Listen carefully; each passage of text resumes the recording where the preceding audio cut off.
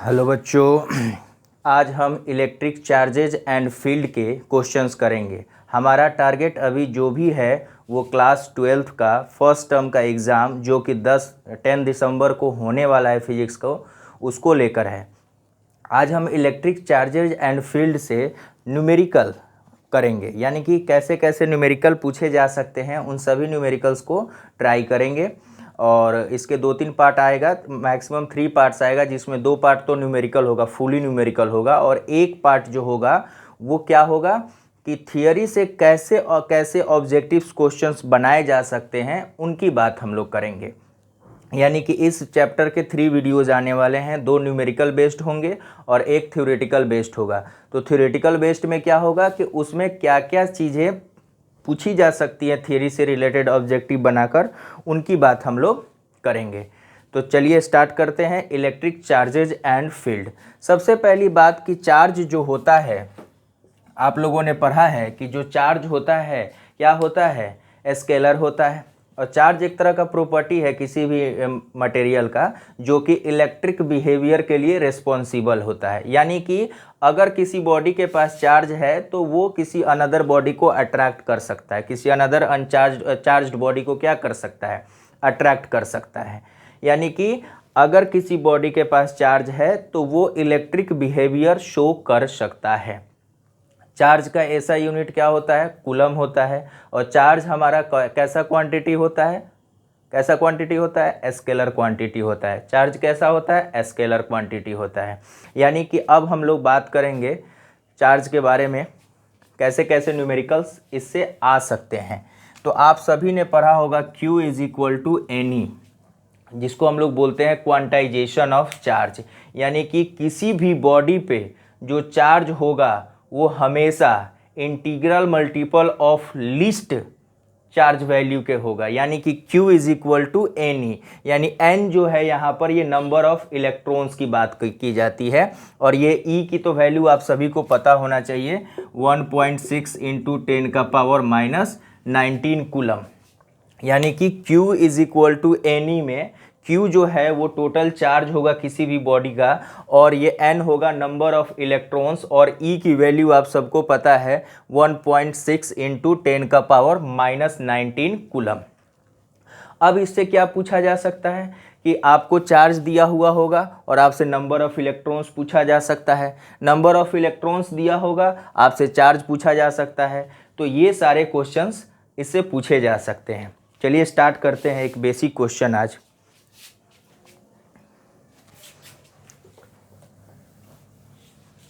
सबसे सिंपल सा क्वेश्चन है कि calculate the number of electrons in 1 coulomb of charge. यानी कि 1 कूलम चार्ज में कितना इलेक्ट्रॉन होगा इसकी बात हम लोग करेंगे। तो कितना चार्ज दिया हुआ है, 1 कूलम। यानी Q की वैल्यू कितनी दी है, 1 कूलम, और E की वैल्यू कितनी होती है, 1.6 इंटू 10 का पावर माइनस 19। तो Q इज इक्वल टू क्या हो गया, N इंटू E। ये कितना है, 1। N हमें निकालना है, E की वैल्यू कितनी दी हुई है, ये। तो N इज इक्वल टू क्या हो जाएगा बच्चा, 1/1.6 इंटू 10 का पावर माइनस 19। अच्छा, ये माइनस 19 है तो इसको ऊपर भेजेंगे तो प्लस 19 हो जाएगा, और ये 1.6 है। तो अगर मैं इस पॉइंट को हटाऊं तो एक 10 से मल्टीप्लाई करना होगा। तो क्या मैं इसको ऐसे लिख सकता हूं क्या, N is equal to 100 into 10 का पावर 18 डिवाइडेड बाई 16। अगर हम इसकी बात करें 100/16 की बात करें तो आता है 6.25 इंटू 10 का पावर 18 इलेक्ट्रॉन्स। यानी कि 1 कूलम चार्ज में, ये याद रखना है कि 1 कूलम चार्ज में कितना इलेक्ट्रॉन होता है, 6.25 इंटू 10 का पावर 18 इलेक्ट्रॉन्स। यानी 1 कूलम चार्ज में कितने इलेक्ट्रॉन्स होते हैं, 6.25 इंटू 10 का पावर 18 इलेक्ट्रॉन्स। कैसे किया हमने, Q हमें दिया हुआ है कितना, 1 कूलम। E की वैल्यू पता है कितना है, 1.6 इंटू 10 का पावर माइनस 19, और Q is equal to n e, और N क्या हो गया, 1 बाई दिस, और जब इसको सॉल्व करके आता है 6.25 इंटू 10 का पावर 18 इलेक्ट्रॉन्स। अच्छा, जो क्वांटाइजेशन ऑफ चार्ज होता है उसमें जो n होता है वो ऑलवेज इंटीजर होगा, फ्रैक्शन कभी नहीं होगा। याद रखें, किसी भी बॉडी पे चार्ज जब भी लेंगे तो वो इंटीग्रल मल्टीपल लेंगे, यानी इंटीजर के मल्टीपल में लेंगे, कभी भी फ्रैक्शनल नहीं हो सकता है। अगर किसी बॉडी पे चार्ज लिखा हुआ है 4 इंटू 4/3 कूलम, इट मीन्स कि वो गलत है। कभी भी किसी भी बॉडी पे चार्ज फ्रैक्शनल नहीं हो सकता है। ओके, अब हम बात करते हैं एक सिंपल सा question. Calculate the number of electrons in 2 microcoulomb, यानी कि number of electrons find out करना है कितना माइक्रोकूलम में, 2 माइक्रोकूलम। यानी Q का वैल्यू दिया हुआ है कितना, 2 माइक्रोकूलम, यानी 2 इंटू 10 का पावर -6 कूलम। यानी 1 कूलम में कितना इलेक्ट्रॉन होता है, 6.25 इंटू 10 का पावर 18 इलेक्ट्रॉन्स। यानी 1 कूलम में कितना इलेक्ट्रॉन्स होगा, 6.25 इंटू 10 का पावर 18। तो कितने कूलम में पता करना है, 2 इंटू 10 का पावर -6 में। तो क्या करेंगे, मल्टीप्लाई कर देंगे, 2 इंटू 10 का पावर -6 इंटू 6.25 इंटू 10 का पावर 18।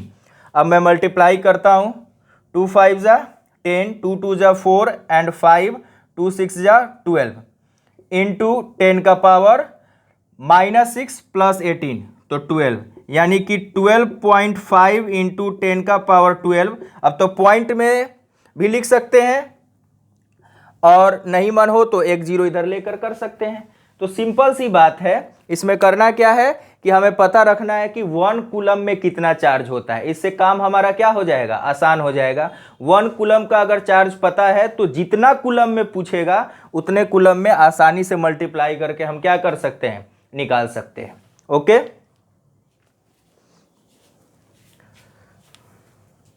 चलिए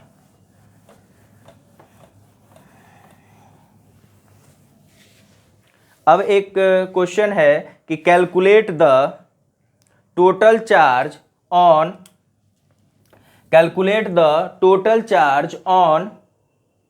75 kg of electron. Calculate the total charge on 75 kg of electron. Question है calculate the total charge on 75 kg of electrons. तो अभी हमें पता करना है कि 1 इलेक्ट्रॉन का मास कितना होता है, 9.1 इंटू 10 का पावर -31 kg। यानी कि एक इलेक्ट्रॉन का जो मास होता है वो होता है 9.1 इंटू 10 का पावर -31 kg। तो 75 kg में कितना हो जाएगा, n is equal to total mass divided by mass of each electron. यानी जब भी नंबर ऑफ इलेक्ट्रॉन ऐसे केस में पता करना हो तो total mass by mass of each electron. तो टोटल मास कितना है 75 और ये कितना है 9.1 इंटू 10 का पावर -31 kg। 9.1 इंटू 10 का पावर -31 kg। तो इस पॉइंट को आप हटा भी सकते हो, इसमें कोई दिक्कत नहीं है, 9 ले लो, कोई दिक्कत नहीं है। अब इसको ऊपर भेजोगे तो कितना हो जाएगा, ये 3 3 जा 9 और ये 25, यानी कि 25/3 इंटू 10 का पावर 30। यानी कि नंबर ऑफ इलेक्ट्रॉन्स कितना आया 25/3 इंटू 10 का पावर 30। क्वेश्चन क्या था, calculate the total charge on 75 kg of electrons. यानी कि 75 kg इलेक्ट्रॉन दिया हुआ है, उसमें आपको क्या करना है, सबसे पहले number of electrons find out कर लेना है। तो नंबर ऑफ इलेक्ट्रॉन्स का फॉर्मूला क्या होता है, total mass by mass of 1 electron या ईच इलेक्ट्रॉन, कुछ भी हो। अब ये n आ गया, हमें क्या चाहिए, Q चाहिए। तो Q इज इक्वल टू क्या होता है सर, NE। N कितना है, 25/3 इंटू 10 का पावर 31 इंटू इलेक्ट्रॉन की वैल्यू कितनी होती है, 1.6 इंटू 10 का पावर -19। अब जो भी आएगा आपका वो आपका क्या हो जाएगा, चार्ज हो जाएगा। जो भी आपका आएगा वो क्या हो जाएगा, चार्ज हो जाएगा। कैलकुलेट करिए।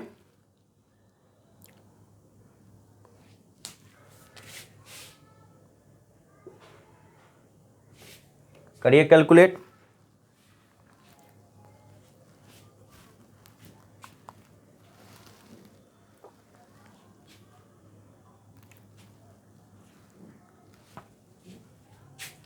कैलकुलेट करके आ जाएगा 10 का पावर 13 कूलम। क्यों, आप जब इसको कैलकुलेट करोगे तो आएगा -1.33 इंटू 10 का पावर 13 कूलम। यानी कि हमें बताना था चार्ज, और चार्ज बताने के लिए हमें क्या करना पड़ा, सबसे पहले number of electrons find out करना है। नंबर ऑफ इलेक्ट्रॉन्स ऐसे कंडीशन में फाइंड आउट करने का ये हमारा फॉर्मूला होता है। इसको कैलकुलेट कर लेंगे और हमारा आंसर आ जाएगा। चलिए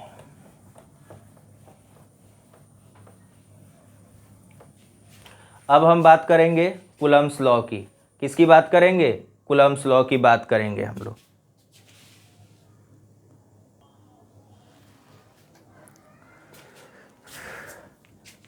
कूलम्स लॉ का फॉर्मूला क्या होता है, F is equal to K Q1 Q2 by r square. F is equal to K Q1 Q2 by r square. चलिए इसी पे बेस्ड पे क्वेश्चन करते हैं।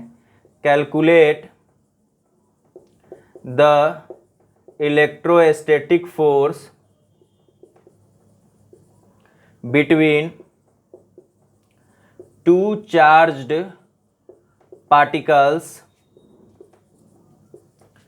3 microcoulomb and 4 microcoulomb are placed at separation of 3 centimetre. यानी कि दो charge के बीच में हमें इलेक्ट्रोस्टैटिक फोर्स बताना है। एक 3 माइक्रोकूलम है और एक 4 माइक्रोकूलम है। इन दोनों को प्लेस किया गया है सेपरेशन पे 3 सेंटीमीटर पे। यानी Q1 का वैल्यू कितना है, 3 माइक्रोकूलम यानी 3 इंटू 10 का पावर -6। Q2 का वैल्यू कितना है, 4 माइक्रोकूलम यानी 4 इंटू 10 का पावर -6। और R कितना दिया हुआ है, 3 सेंटीमीटर यानी कि 3 इंटू 10 का पावर -2 मीटर। फोर्स का फॉर्मूला क्या होता है, K Q1 Q2 by r square. तो K का वैल्यू कितना है, 9 इंटू 10 का पावर 9। Q1 का वैल्यू कितना है, 3 इंटू 10 का पावर -6।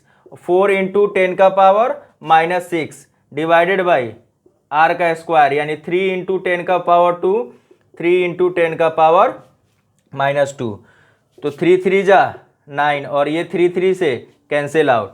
-2 और -2 मिलके हो जाएगा -4 और -4 ऊपर जाएगा तो प्लस हो जाएगा। यानी कि 10 का पावर 13 -12 कितना हो जाएगा, 10 बच जाएगा यानी कि 30 न्यूटन। इन दोनों के बीच में फोर्स कितना लगेगा, 30 न्यूटन। क्या दिया हुआ है, calculate the electrostatic force between two charged particles 3 microcoulomb and 4 microcoulomb are placed at the separation of 3 centimetre. यानी दो चार्जेज हैं उनको 3 सेंटीमीटर पे प्लेस किया गया है। तो इन दोनों के बीच में कितना फोर्स लगेगा, तो K Q1 Q2 by r square. K की वैल्यू कितनी होती है, 9 इंटू 10 का पावर 9, 3 इंटू 10 का पावर -6, 4 इंटू 10 का पावर -6 और आर स्क्वायर है तो उसका हम लोग स्क्वायर कर देंगे।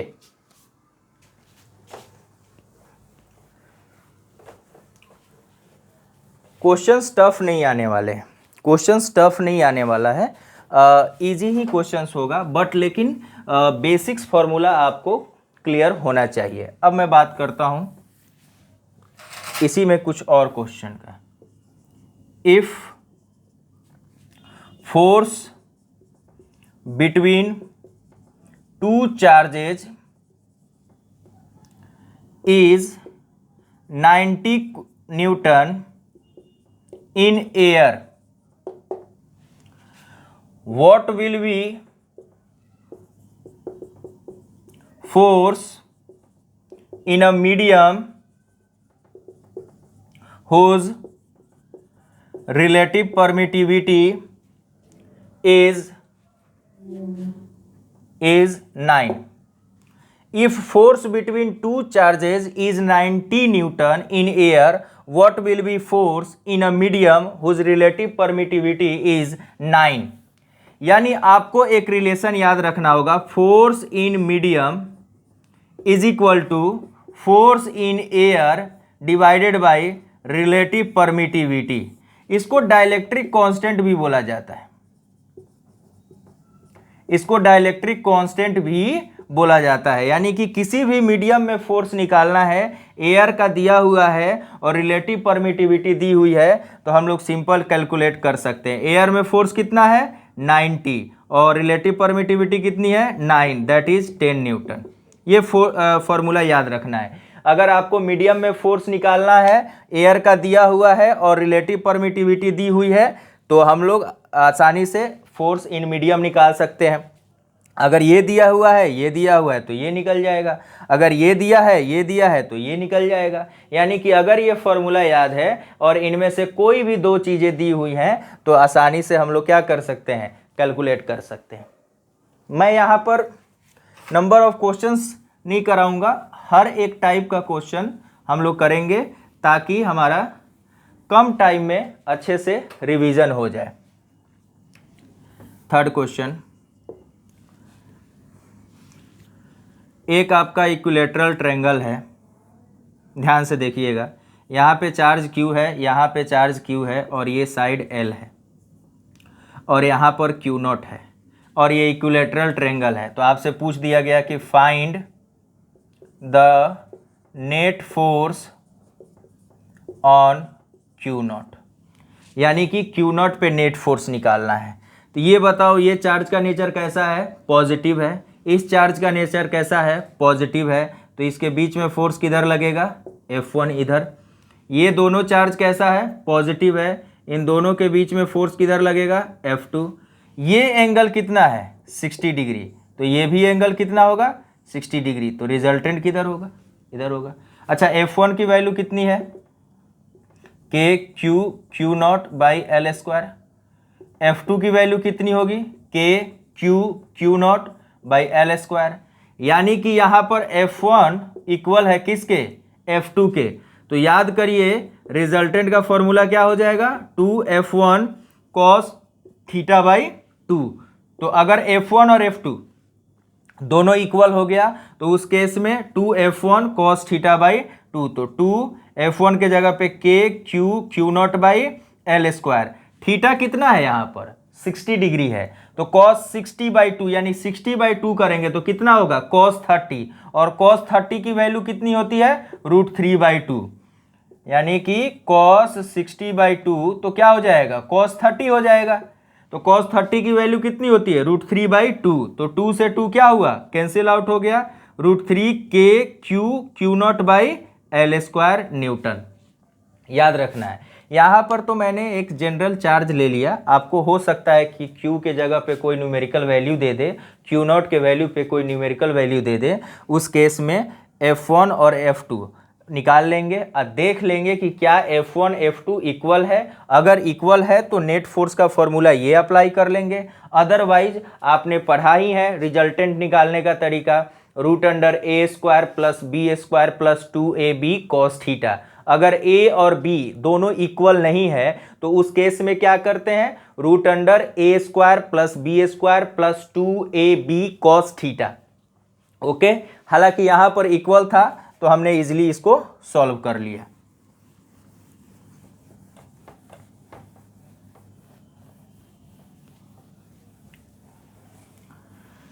नेक्स्ट क्वेश्चन की तरफ आते हैं। एक चार्ज यहाँ पे रखा हुआ है 4 × 10⁻⁻6 कूलम ए पे, और बी पे चार्ज रखा हुआ है 3 × 10⁻⁻6 कूलम। इन दोनों के बीच का सेपरेशन जो है वो 6 सेंटीमीटर का है। तो ये कितना हो जाएगा 3 सेंटीमीटर और ये कितना हो जाएगा 3 सेंटीमीटर। क्यों? क्योंकि इन दोनों के बीच का सेपरेशन कितना था 6 सेंटीमीटर और वो हमारा मिड पॉइंट है। अब यहाँ पर हम एक चार्ज रख दे रहे हैं 2 माइक्रोकूलम यानी कि 2 × 10⁻⁻6। तो find the net force on 2 × 10⁻⁻6 coulomb. अब इस पे हमें नेट फोर्स बताना है। सर बहुत इजी है, ये भी पॉजिटिव ये भी पॉजिटिव, तो ये इसको किधर के तरफ रिपेल करेगा, इधर के तरफ रिपेल करेगा। ये भी पॉजिटिव और ये भी पॉजिटिव, तो ये इसको किधर के तरफ रिपेल करेगा, ये इसको इधर के तरफ रिपेल करेगा।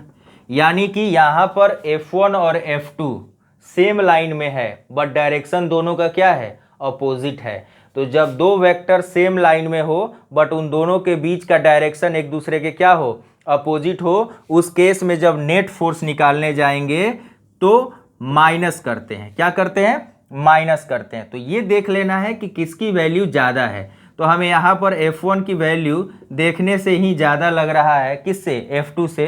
तो F1 माइनस F2 कर लेंगे। आप निकाल भी सकते हो अलग से।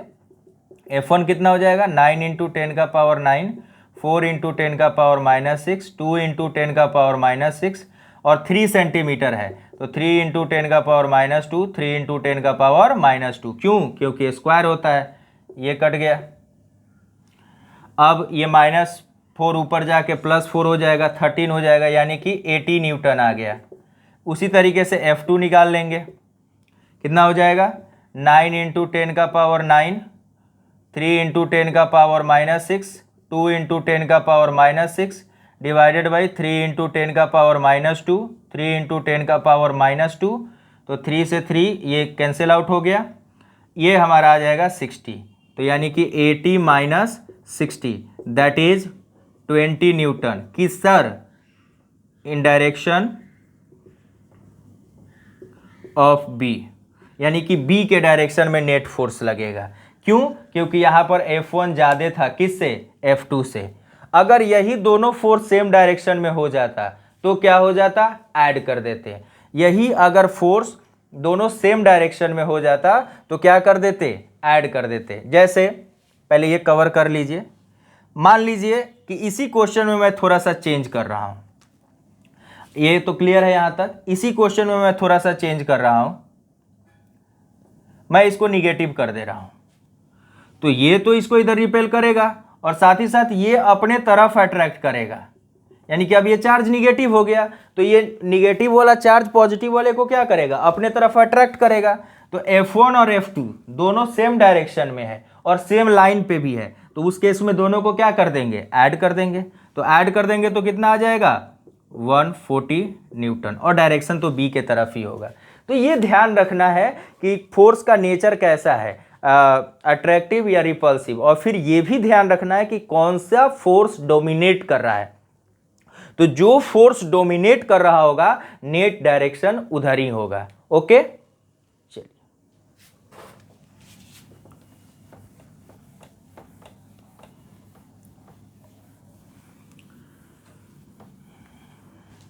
नेक्स्ट क्वेश्चन की बात करते हैं। Force between two charges 4 microcoulomb and -2 microcoulomb is 90 Newton. If 2 microcoulomb charge is given to both charges, then find the new electrostatic force. ध्यान देना है, यानी कि 2 माइक्रोकूलम चार्ज इसको भी दिया गया है और इसको भी दिया गया है। तो अगर आप इसका Q1 शुरू में मान लेते हो 4 माइक्रोकूलम और Q2 को मान लेते हो -2 माइक्रोकूलम, अब दोनों को 2-2 माइक्रोकूलम चार्ज दिया गया, तो ये कितना हो जाएगा 6 माइक्रोकूलम और ये कितना हो जाएगा -2 माइक्रोकूलम + 2 माइक्रोकूलम यानी कि 0। यानी कि जैसे आपने 2 माइक्रोकूलम चार्ज Q2 को दिया तो उस पर नेट चार्ज क्या हो गया, जीरो हो गया। तो जब नेट चार्ज ही जीरो हो गया तो इसका मतलब F2 क्या हो जाएगा, जीरो। यानी कि Q2 के जीरो हो जाने की वजह से F2 भी हमारा क्या हो गया, जीरो हो गया। तो इस टाइप के भी क्वेश्चंस पूछे जाते हैं कि दो चार्ज के बीच में फोर्स इतना दिया हुआ है और आपसे पूछ लेगा कि अगर इन दोनों को कुछ कुछ चार्जेस दे दी गई तो नया फोर्स क्या होगा। तो ये जरूरी नहीं है कि हमेशा जीरो ही हो। अगर मान लो कि यहाँ पे 1 माइक्रो कूलम चार्ज दिया गया रहता तो डिस्टेंस हम लोग क्या मान लेते, एक कांस्टेंट मान लेते और उसको मानकर सॉल्व कर लेते। चलिए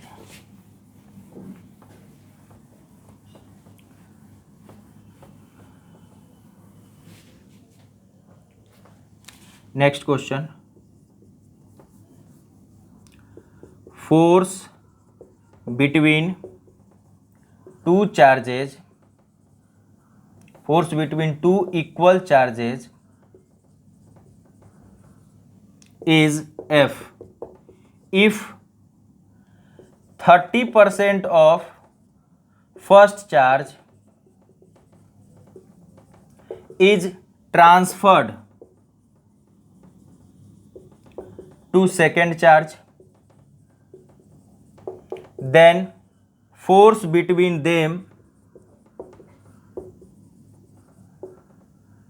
इज। दो चार्ज था तो फोर्स क्या हो जाएगा, इक्वल चार्ज है तो K q square by r square. अब 30% दे दिया गया किसको, पहला वाला अपना 30% दे दिया किसको, दूसरे वाले को। तो जो Q1 जो होगा वो Q माइनस 30% ऑफ Q यानी कि 70/100 Q यानी कि 7/10 Q हो गया। और Q2 डैश कितना हो जाएगा, उसको 30% दे दिया गया है यानी कि 130 Q/100 यानी कि 13/100 Q। अब डिस्टेंस में तो कोई चेंजेस नहीं की गई है तो नया फोर्स क्या हो जाएगा K, और इन दोनों का प्रोडक्ट करेंगे तो 7 × 13 कितना हो जाएगा 91 Q²/100 R² यानी कि 91 को बाहर कर लेंगे और के Q²/R² को एक साथ लिख लेंगे। तो जो नया वाला फोर्स आया वो 91 टाइम्स आ गया। नया वाला जो फोर्स आया वो कितना टाइम्स आ गया, 91/100 टाइम्स आ गया। तो ध्यान में ये रखना है कि एक से लेकर दूसरे को दे दिया गया तो जिससे लिया गया उसमें उतना परसेंट सब्ट्रैक्ट कर देंगे और जिसको दिया गया उसमें उतना परसेंट ऐड कर देंगे। तो 30% Q का ले लिया गया तो कितना बचा उसके पास 70%, और वो Q को दूसरे Q को 30% दे दिया गया तो उसके पास कितना हो गया 130%। तो अब नया फोर्स इन दोनों के बीच में क्या होगा, ये होगा। Okay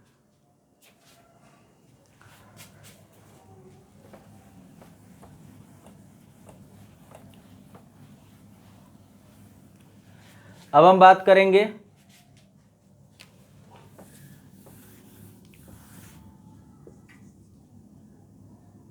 electrostatics force between two equal charges is F। Calculate the number of electrons. तो आप सबको पता है कि Q = क्या होता है, N होता है। तो Q1 यहाँ Q2 के इक्वल है यानी N × E के इक्वल है। तो F = K Q²/R²। K Q के जगह पे N² और E² यहाँ पे हो जाएगा, क्योंकि Q² चाहिए तो N² और E²/R²। तो F R² = K N² E²। तो N² क्या हो जाएगा FR/K × E²। तो N आ गया √FR² / K × E²। यानी कि number of electrons find out करना था। दो चार्ज है, दोनों चार्ज इक्वल है, उनके बीच में फोर्स दिया हुआ है F, और आपको क्या फाइंड आउट करना था, नंबर ऑफ इलेक्ट्रॉन्स। तो Q1 और Q2 यहाँ पर क्या है, इक्वल है, और Q1 और Q2 इक्वल है तो दोनों की वैल्यू कितनी होगी, N इंटू ई। तो हमारे पास एक फॉर्मूला है दो चार्ज के बीच में फोर्स निकालने का, F is equal to K q square by r square, और क्यू स्क्वायर के जगह पे वैल्यू हमने पुट कर दिया n square into e square by r square. F को आर स्क्वायर से मल्टीप्लाई कर दिए और फाइनली हमने एन की वैल्यू निकाल लिया root under F r square by K into e square. किसी किसी क्वेश्चन में ऑप्शन में के की वैल्यू दी हुई होगी, क्या 1/4 पाई एप्सिलॉन नॉट, तो पुट करके हम लोग इजिली फाइंड आउट कर सकते हैं।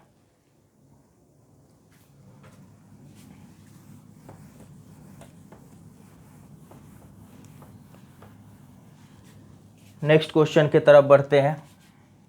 एक्चुअली ध्यान से अगर किया जाए तो क्वेश्चंस बहुत बनते हैं, यानी कि कूलम्स लॉ बस एक देखने में छोटा सा फॉर्मूला हमें लगता है कि F is equal to K Q1 Q2 by r square, but अगर उसको हम लोग सॉल्व करने जाएं, उस पर क्वेश्चंस प्रैक्टिस करने जाएं तो बहुत सारे क्वेश्चंस बन सकते हैं। चलिए एक क्वेश्चन और करते हैं, फिर आगे देखेंगे।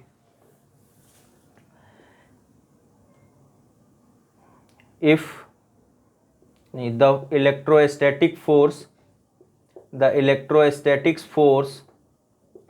between two charges is F, if Q1 is doubled and Q2 is tripled and separation is reduced to half, then force becomes। देखो अब तो आसान हो गया है, दो चार्ज के बीच में फोर्स दिया हुआ था F is equal to K Q1 Q2 by r square. दूसरे केस में क्या कर दिया गया, K में तो कोई चेंज नहीं किया गया, Q1 को डबल कर दिया गया, Q2 को ट्रिपल कर दिया गया और R को R/2 कर दिया गया।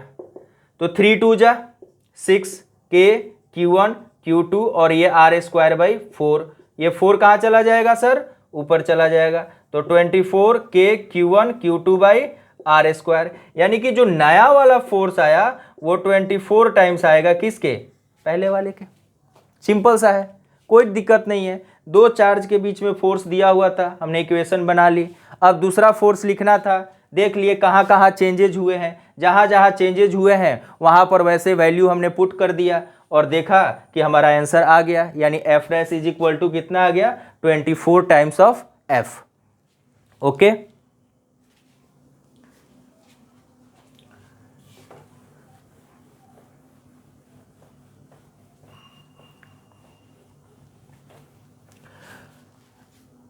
क्वेश्चंस टफ एक भी नहीं है, बस ये है कि आपको ध्यान में रखना है कि टाइप कैसा है। ये तो पता किसी को भी नहीं है कि कौन सा क्वेश्चन आ जाएगा, इसीलिए हर एक टाइप के क्वेश्चंस को प्रैक्टिस करके रखना है, ताकि अगर आपको ये क्वेश्चन दिखाई दे तो देखने के बाद आपको ये टेंशन ना हो कि यार ये कैसे सॉल्व होगा। आपके दिमाग में क्लिक होना चाहिए कि हाँ ये क्वेश्चन मैंने यहाँ पर ऐसे देखा था, इसी तरीके से बनेगा, तो हम जल्दी उस क्वेश्चन को क्या कर लेंगे, सॉल्व कर लेंगे। सबको पता है कि क्वेश्चंस जितने भी आएंगे वो इजी आएंगे, एनसीईआरटी बेस्ड आएंगे, इजी आएगा, लेकिन वो तभी बनेगा जब आप हर एक टाइप के क्वेश्चंस प्रैक्टिस करके गए होंगे। आपको आईआईटी नीट का किसी का क्वेश्चन प्रैक्टिस करने की ज़रूरत नहीं है, जो आपके 10 दिसंबर को जो एग्ज़ाम होने वाला है।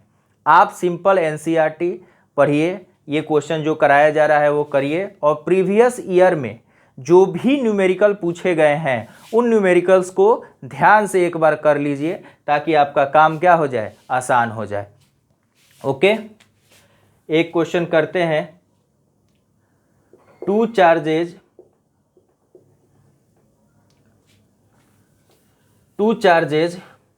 4 microcoulomb and 16 microcoulomb are placed at the separation of 8 centimeter. Determine the point in line joining of two charges where net force on third charge Q is 0। यानी दो चार्ज दिया हुआ है 4 माइक्रोकूलम और 16 माइक्रोकूलम, दोनों को 8 सेंटीमीटर के separation पे प्लेस किया गया है। अब उन दोनों के लाइन ज्वाइनिंग में हमें एक ऐसा पॉइंट ढूंढना है जहां पर Q3 को प्लेस करें, और Q3 को प्लेस करें तो नेट फोर्स क्या हो जाए, 0 हो जाए। Q3 को प्लेस करें तो नेट फोर्स क्या हो जाए, 0 हो जाए। तो Q3 के जगह पे यहाँ पर Q दिया हुआ है, पुट कर लेते हैं 4 माइक्रोकूलम A पे और B पे 16 माइक्रोकूलम। अब सिंपल सी बात है, Q पॉजिटिव है, Q क्या है, पॉजिटिव है। तो मान लो कि यहाँ पर पॉजिटिव चार्ज Q को रख दिए, तो ये चार्ज और ये चार्ज दोनों सेम नेचर का, तो इधर रिपेल करेगा। ये और ये दोनों सेम नेचर का है, तो ये भी इसको इधर रिपेल करेगा, यानी कि सेम डायरेक्शन में दोनों फोर्स हो गया। तो ये तो कभी 0 हो ही नहीं सकता है। सिमिलरली यहाँ पर भी नेट फोर्स 0 नहीं हो सकता है। तो बीच में कहीं देखते हैं, मान लीजिए कि यहाँ पर रख दिए, तो ये इसको इधर के तरफ रिपेल करेगा और ये इसको इधर के तरफ रिपेल करेगा। अब ये दोनों फोर्स का डायरेक्शन क्या हो गया, अपोजिट हो गया। तो अब ये दोनों एक दूसरे को कैंसिल आउट करके क्या कर सकते हैं, 0 कर सकते हैं, यानी कि F1 is equal to F2। Clear है।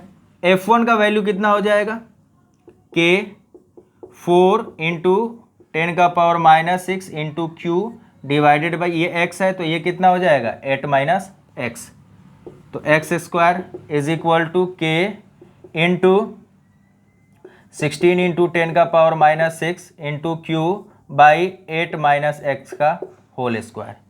Q से Q कैंसिल आउट, ये कैंसिल आउट, K से K कैंसिल आउट, तो बचा 4 by x square is equal to 16 upon 8 minus x का होल स्क्वायर। तो अगर मैं इसको लिखूं 4 बाई एक्स स्क्वायर को 2 बाई एक्स, और इसको मैं लिखूं 4 अपॉन 8 माइनस एक्स का होल स्क्वायर, तो ये कैंसिल आउट हो गया। तो 2 by x is equal to 4 upon 8 minus x, तो 4x is equal to 16 minus 2x। अब ये इधर आएगा तो 6x इज इक्वल टू 16, तो x is equal to 16 by 6 that is 8 by 3 centimetre. यानी कि 4 माइक्रोकूलम से 8 बाई 3 सेंटीमीटर पर अगर Q को प्लेस करते हैं तो उस पर नेट फोर्स क्या होगा, 0 होगा। आज के लिए इस वीडियो में इतना ही क्वेश्चंस रखते हैं। आगे के वीडियोस में इलेक्ट्रिक फील्ड और 1-2 क्वेश्चन इसके कूलम्ब्स लॉ पे बेस्ड करेंगे। इलेक्ट्रिक फील्ड, फिर electric dipole, electric flux and application of Gauss law और गॉस लॉ से रिलेटेड न्यूमेरिकल्स। अगले वीडियोज़ में इन सभी टॉपिक से न्यूमेरिकल्स होंगे, उनको हम लोग 1 बाई 1 सॉल्व करेंगे। देन उसके बाद एक वीडियो जाएगा जिसमें थ्योरी से बेस्ड कैसे multiple choice question, assertion reason या मैच वाले क्वेश्चंस बनाए जा सकते हैं, उन सब पे हम लोग डिस्कस करेंगे। तब तक के लिए धन्यवाद, थैंक यू।